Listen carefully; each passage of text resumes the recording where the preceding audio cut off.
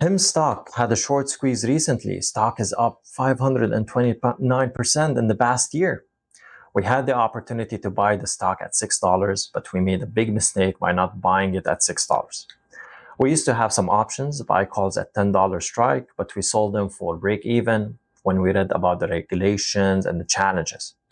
Had we held to the options, we would have made $5,000 per call. And it was a mistake selling all our calls.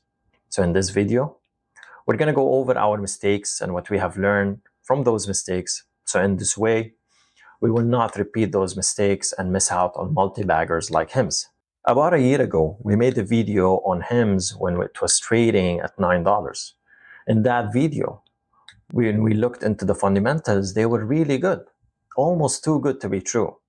The revenue growth was stellar, the growth margin was north of 80%, and the balance sheet was excellent.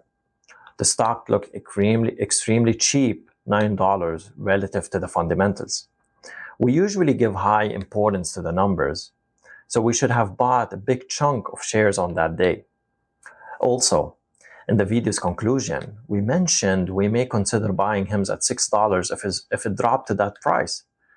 In the subsequent weeks, HIMS did drop to $6, and one of our subscribers did remind us that the stock fell to our interested purchase price. We still did not buy the stock. Instead, we felt that HIMS was a speculative 5x opportunity due to the reasons we will discuss later in this video.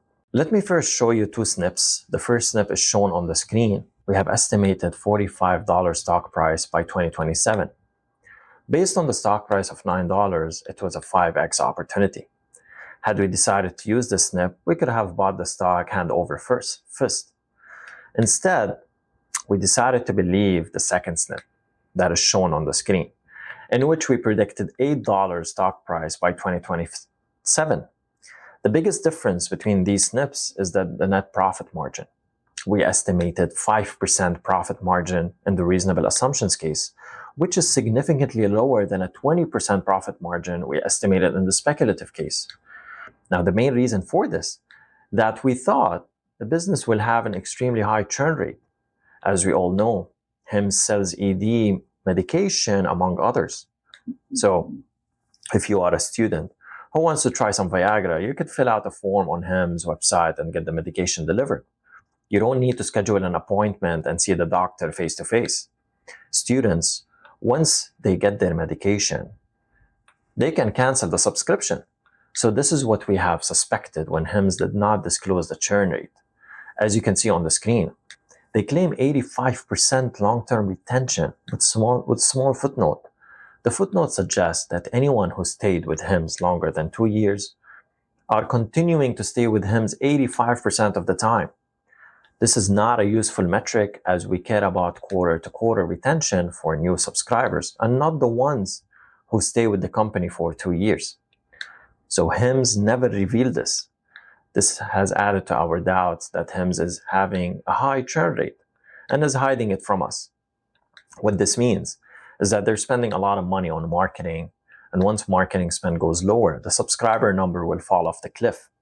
It is the main reason we thought that the net profit margins would be at 5%, as HIMS have to run the hamster wheel of high marketing spend forever.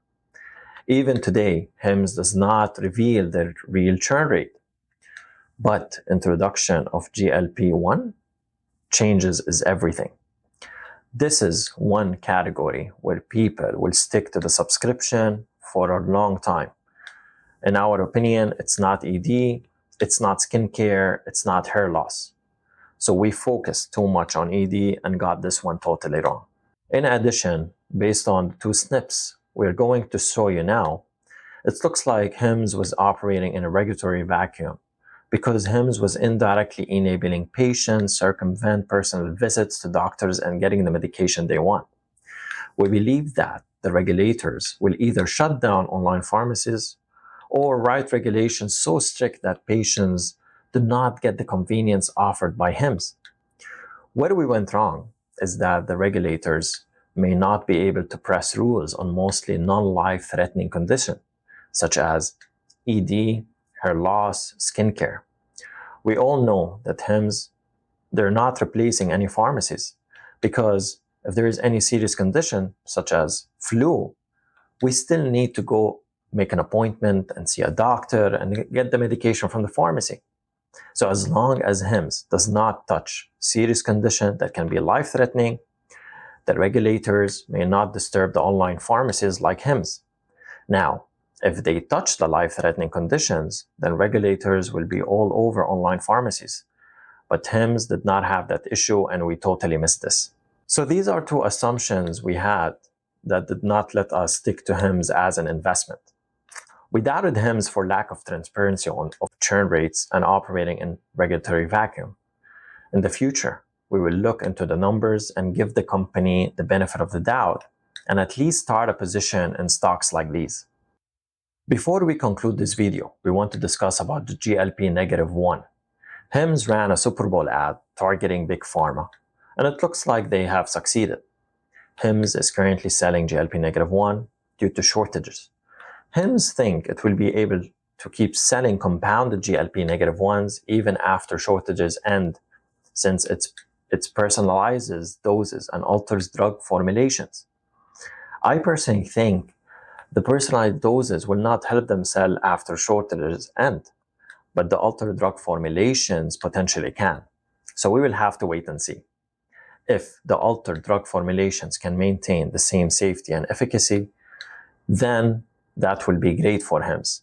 If HIMSS can match the safety and efficacy of the drug, used altered formulation and potentially get FDA nod, they can at least sell the drug for a specific period of time allowed by the regulations, if not indefinitely.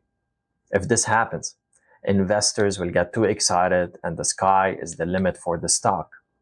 And if not, there is still a concern of the churn rate if they depend on ED, hair loss, and skincare, among others. HIMSS could drop if this is the case. Now, since there is still uncertainty in the GLP-1s, we are going to stay away from HIMSS. If you found this breakdown helpful and useful to you, do not forget to like, subscribe, and hit the notification bell so you never miss an update on politics, finance, and the economy.